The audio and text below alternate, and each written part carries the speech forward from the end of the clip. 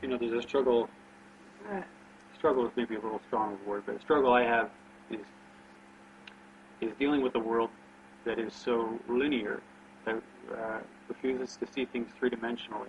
And you see, when you're me and you look at a world that can't seem to separate God and religion, let alone science and religion, it's frustrating because I was not raised with any religious belief at all. I had hippie parents, and it just was never even mentioned. The name God was never even mentioned. Until God was mentioned by a friend when I was 9 or 10, God was simply a word on the dollar bill and something that was part of some pledge I was supposed to do at school. So it really was non-existent. And so I had a long series of experiences in my life that led me to the opinion I have now. So I do believe in a God. It's just that when if I'm around other rational people and I use the word, that they immediately will internally put me into a box in their mind of, oh, he's a religious guy. And that's pretty far from the truth for me. And I think that with the argument of creationism and evolutionism, I definitely think that evolution should be viewed by those who have a belief in God as more of a means. Oh. Of course, life is complex. Why would you need to think otherwise? Yeah. Well, it sounds to me like some of the skeptics that you've dealt with or at that point I was during that 3 months where I was being the idiot going around saying, oh, if you believe in God, you're stupid. And I think most people outgrow that rather quickly. Again, based on facts and evidence. I'm not going to call Michelangelo or Leonardo da Vinci stupid. Again, it's a matter of tolerance. The problem I think that a lot of atheists have is the sheer amount of damage that's done in the name of religion. I have a regular thing that I put on my blog that's extremely popular called Things Atheists Didn't Do. It's just a list of some of the things that religious people have foisted upon each other and upon us. Some of them are just really laughably silly, from Baptists claiming that the price of gas went down because they prayed for it. One of my favorites was Orthodox Jews claiming that they were trapped in their apartment because the landlord had put an automatic motion sensor light switch in the hallway. And they couldn't go out on the Sabbath without tripping the light switch. And so they were imprisoned in their apartment. Muslims throwing acid in the faces of girls for simply wanting to go to school. And you see all those horrible things that are being done in the name of religion. We're real familiar with those and, tick off 100 of them off the top of our heads. And I think it's easy when you see someone, when you meet someone for the first time and they say, well, I believe in God, you make that association of, the women with acid in their faces, when in fact, the guy that says, I believe in God, goes to church once or twice a month, collects money for charity, is a good person, and isn't using his religion to do horrible things to horrible people. I think that's a mistake that some atheists and skeptics make, more atheists than skeptics, because they're two different things, of lumping all religious people together, which is not a very healthy way to look at 90% of the population. Right. And I think something you said earlier is a belief I hold, which is that you had a religious upbringing, and it has always seemed to me that I've had so many friends that I've had varying perspectives on what is the divine, what is God, and the people that seem to have the most trouble are those who were brought up in religious households, and then when they began to question it, had to learn that they had to fight their way out from under all of this stuff that was pushed into their minds since they were a kid. Leanne, who you were talking with earlier, had the same experience. Matt had a loving household, but nonetheless, I think you'd agree, Matt, you kind of had to work out from under some of that as your life has gone on.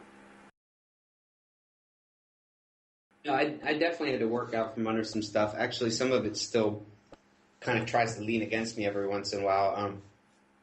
My dad sent me something last night, and it was a really interesting story. Of course, just like you listen to a bunch of different philosophers, and if you're me anyway, every time somebody's talking, they're so persuasive, and not like they're selling something, but they really believe, if they really believe in what it is that they're expressing, and they have a logical flow to it, it's really hard not to totally agree with them while they're talking.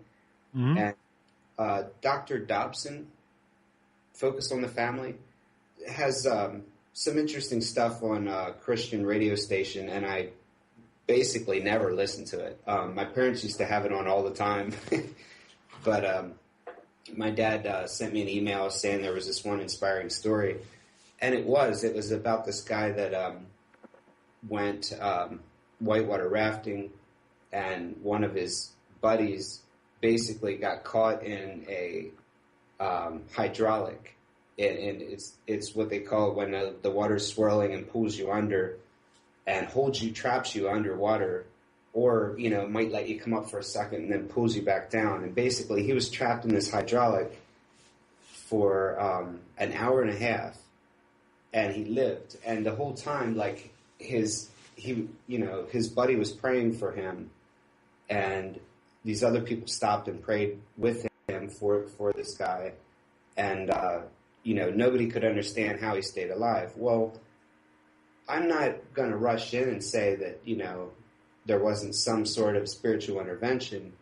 Then on the other hand, where do you go from there? I mean, we all want to feel loved. We all want to feel something special.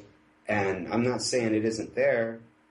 And even if he has the all-time world record for being trapped underwater, that doesn't necessarily mean, of course, we're glad he's alive, but that doesn't really tell us how it is that he is. Some miracles happen to people who have no belief and do not pray. So, I don't know. Let me ask a question. Why didn't they throw him a rope? Yeah, I guess they didn't have one with them. I don't know. There was 4 guys. 2 of them capsized. The other 2 were ahead, and they were struggling themselves. And they rushed back. One of the guys floated downstream. The other one was still on some floatable device that was part of the boat, and he was like getting pulled under. Eventually, he disappeared and went under. The other guy, they were getting the water out of his lungs. Basically, the one guy that was disappearing with the floatable device, he just went under and didn't show up then for over an hour after they had seen him. The last time they had seen him. So I don't know. I guess basically they brought him back to life in the hospital, whatever that took. He was out. I mean, science brought him back to life. God didn't bring him back to life? Yeah, to go to a hospital where there were doctors who learned from science. Well, so now, from what we were saying, what I had to work my way out under, I want to talk to my dad about this. I'm really busy right now, so I probably won't really be able to, but I want to say, my dad's 62, well, he's going to be 63 soon, and his parents were really devout would be the word, like they were really, like when you pray around the table, it's just, you can't even hear yourself think or yourself pray inside your head because they're just saying out loud while the other person's praying, thank you, Jesus. Thank you, Jesus. So it's so ingrained in his whole understanding of life that it would probably be really he just would not be able to process thoughts other than that. You know what I mean? He wouldn't be able to listen to an explanation of what carbon dating really is, because it is the adversary to what we learned already up to this point.